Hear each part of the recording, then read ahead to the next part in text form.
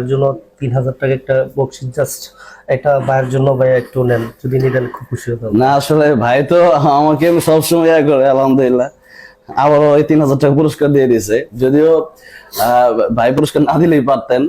আসসালামু আলাইকুম। আমার সাথে দেখতে পাচ্ছেন আমাদের প্রিয় তাশরিফ ভাই মোবাইলের উত্তরাতে আবার চলে আসছে।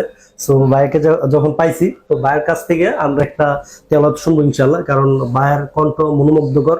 আলহামদুলিল্লাহ আমার পার্সোনালি আমার অনেক ভালো লাগে। আর ভাইয়ের তো মাশাআল্লাহ সবাই চিনেন, যারা চিনেন ভাইয়ের কণ্ঠ, ভাইয়ের তেলাওয়াত, তারপর ভাই যে ওয়াজ করে, আলহামদুলিল্লাহ অনেক ভালো আছে।